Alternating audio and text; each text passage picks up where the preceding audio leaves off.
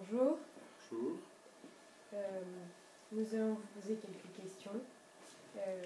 D'abord, qu'est-ce qu'un rabbin? Alors, un rabbin, c'est celui qui dirige la communauté juive, c'est le dirigeant de la communauté juive, dans la mesure où, dans beaucoup de synagogues, c'est celui qui dirige les temps de prière. C'est également lui qui dirige tout l'enseignement dans une synagogue. Et c'est celui aussi qui s'occupe de beaucoup d'activités qui ont trait justement au judaïsme au sein de la synagogue.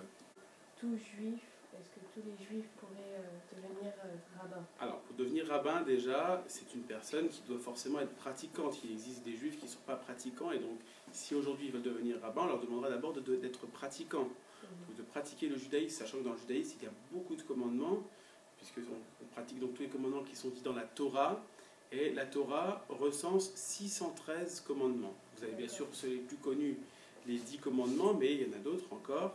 Et en tout, ça fait 613. Donc il faut s'efforcer d'étudier ces 613 commandements. Après, il faut aussi les connaître. Il faut savoir étudier, il faut connaître l'hébreu.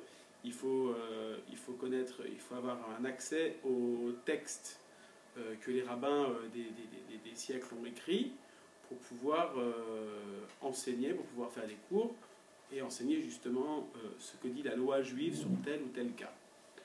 Et puis enfin, pour être rabbin, il faut, à mon sens, aussi avoir une certaine vocation. Il faudra avoir envie de devenir rabbin. C'est un métier qui est quand même assez difficile, dans la mesure où il doit administrer une communauté. Et administrer une communauté, ça veut dire aussi faire attention à chaque membre de cette communauté, avec leurs désirs, leur mauvaise humeur également, qui font que, il faut savoir s'adapter à toutes les situations. Que peut-on faire en tant que rabbin dans la communauté juive? Alors, quand on est rabbin, on peut faire... dans beaucoup de communautés, pas sur Bordeaux. Sur Bordeaux, on a la chance d'avoir un ministre, qu'on appelle un ministre officiant, qui s'occupe de toute la partie, je dirais, prière. C'est lui qui dirige la prière. Mais sinon, le rabbin, dans d'autres communautés, dirige la prière. Il s'occupe également de la formation, donc de l'école religieuse, pour enseigner aux enfants les préceptes du judaïsme. Pour les adultes, il organise également des cours pour renforcer leurs acquis en ce qui concerne le judaïsme. Il peut également organiser des fêtes, organiser certains événements. C'est lui qui est en charge également de préparer les futurs époux au mariage. C'est lui qui préside de manière générale tous les événements familiaux, aussi bien les événements joyeux comme une naissance, un mariage ou une bar mitzvah, que des événements moins joyeux comme un enterrement. Qu'est-ce qu'une bar mitzvah? Alors, une bar mitzvah, la bar mitzvah, en fait, aujourd'hui on a mis une cérémonie sur la bar mitzvah, mais en fait, on ne dit pas faire sa bar mitzvah, on devrait dire être bar mitzvah. Ça veut dire quoi? Bar mitzvah, ça veut dire être fils bar, ça veut dire fils en hébreu, mitzvah, du commandement. En fait, être bar mitzvah, c'est lorsqu'on passe d'un état d'enfant, durant lequel on nous apprend à pratiquer les commandements de la Torah, mais on n'est pas obligé de les pratiquer. À l'état d'adulte, on devient majeur, et donc tous les commandements de la Torah doivent être appliqués à la lettre. À l'âge de 13 ans, on considère que l'enfant devient adulte, il est responsable de ses actes du point de vue de la Torah, et se doit donc de respecter l'ensemble des commandements de la Torah. C'est un petit peu le passage de l'état d'enfant à l'état d'adulte. Comme on a en France les 18 ans. Quand on a 18 ans, avant 18 ans, il y a plein de choses qu'on ne peut pas faire. On ne peut pas conduire, on ne peut pas voter, on ne peut pas aller au casino, par exemple. Et une fois qu'on est majeur, on peut faire toutes ces choses-là. On a des droits, ça s'appelle des droits. Mais on a également des devoirs. Le fait de faire attention à bien respecter la loi, lorsqu'on doit conduire, respecter le code de la route et l'ensemble de toutes les lois qui régissent notre quotidien. C'est un petit peu pareil pour le judaïsme, sauf que c'est à l'âge de 13 ans, en ce qui concerne donc la Torah. Y a-t-il une tenue particulière pour les rabbins? Alors, pour les rabbins, il fut un temps où effectivement il y avait une tenue particulière. Donc les rabbins avaient une grande soutane, un petit peu comme ce qu'on pouvait voir aussi à l'époque chez les pasteurs protestants. Aujourd'hui, mis à part dans certaines communautés où on a gardé ça, en tout cas je parle en France, la plupart des communautés aujourd'hui ne mettent plus, enfin les rabbins ne mettent plus l'habit d'autrefois.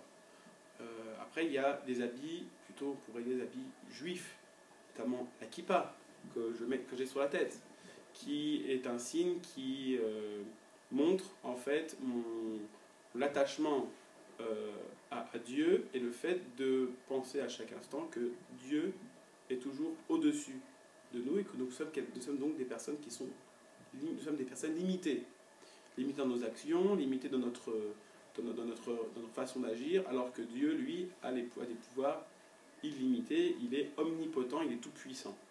Donc ça, c'est la première chose. Deuxième chose que tout juif pratiquant, religieux, porte sur lui, eh bien, c'est ce qu'on appelle un talit katan.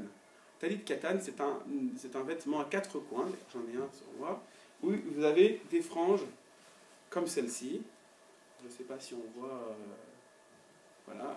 Donc ces franges-là, il y en a 4, puisque c'est un vêtement à 4 coins, et qui est issu d'une injonction biblique qui nous dit que sur les 4 coins des vêtements, donc il faut un vêtement à 4 coins, il faut mettre donc ces franges. Et lorsqu'on regarde ces franges, elles sont nouées d'une telle manière que, eh bien, en regardant ces franges, on a un rappel, on se rappelle qu'on doit respecter les 613 commandements.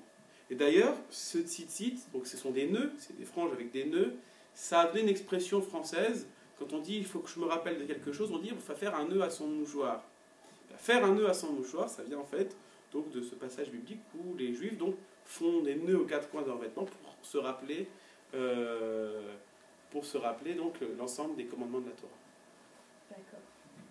Y a-t-il une hiérarchie chez les rabbins? Alors, il faut savoir tout d'abord que dans le judaïsme, tout juif adulte, homme, parce que les femmes, elles pourraient, avec quelques aménagements, peuvent diriger une prière. Donc le rabbin n'est pas là en tant que, comme par exemple chez les curés, où le curé, c'est lui qui doit administrer la messe, puisqu'il y a certaines choses que seul le curé ou seul le prêtre peut faire. Chez les juifs, n'importe quel juif peut faire la prière. Donc il n'y a pas de hiérarchie à proprement parler. Après, depuis le 19e siècle, en France, depuis Napoléon Ier, au début du 19e siècle, Napoléon Ier a mis en place toute une organisation du culte juif, ce qu'on appelle le consistoire. Ce consistoire, en fait, était au départ prévu pour avoir un contrôle sur la communauté juive de la part donc, de l'Empire, mais notamment au niveau de la conscription, au niveau militaire. Après donc, sa mort, enfin après sa destitution et sa mort, eh bien, ce consistoire a changé d'objectif et c'était uniquement l'organisation du culte.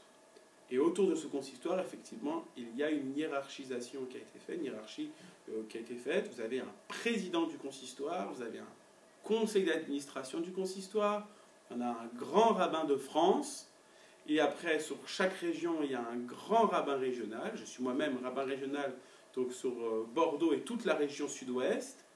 Et puis après, dans chaque ville, vous avez, ou pas, des rabbins qui sont donc sous l'administration du rabbin régional. Donc c'est une administration un petit peu, on pourrait dire, pyramidale. Donc le bas reçoit ses instructions de la personne juste au-dessus. Et les régionaux reçoivent l'information juste au-dessus.